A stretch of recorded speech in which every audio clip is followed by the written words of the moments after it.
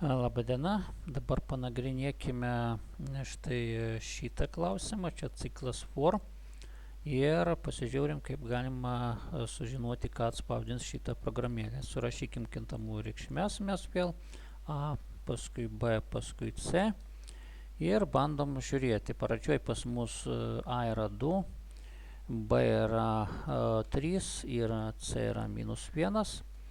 Nu ir dabar va šitas for, ką jis reiškia? Jis reiškia, kad pas mus I taps iš pat pradžių kiek A, paskui A plus 1 plus taip toliau iki A plus B.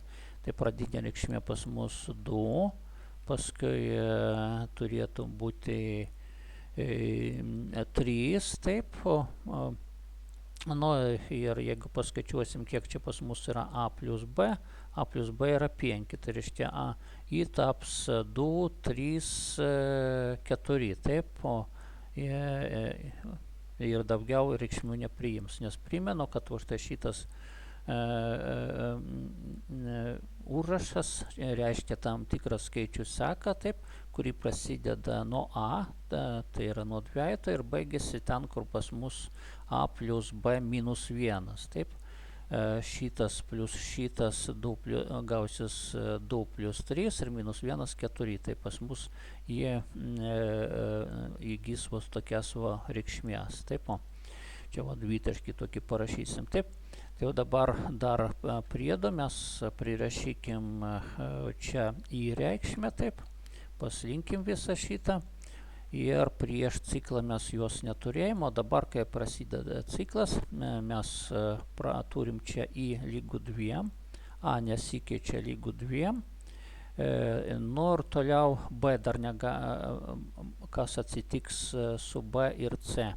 Pradžioje už tai čia C pas mus sumažės per I. C pas mus yra -1, I yra 2.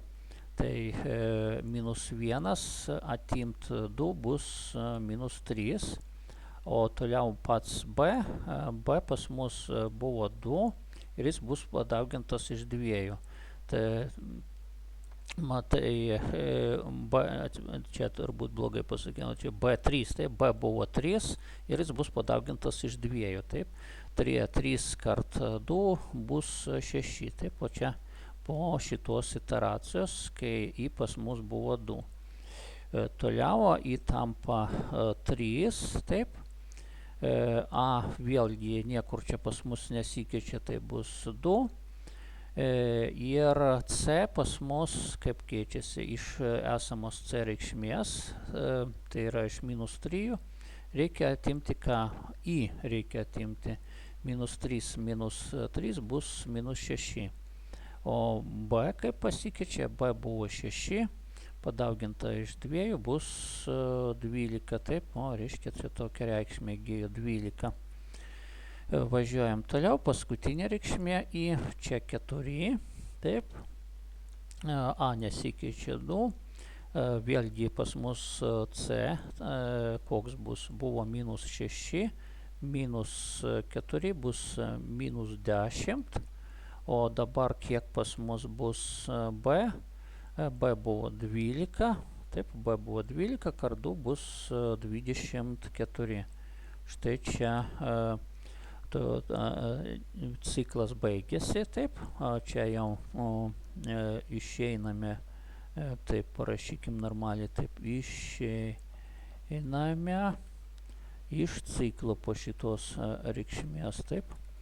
Ir ką reikia atspausdinti? Reikia atspausdinti C plus B.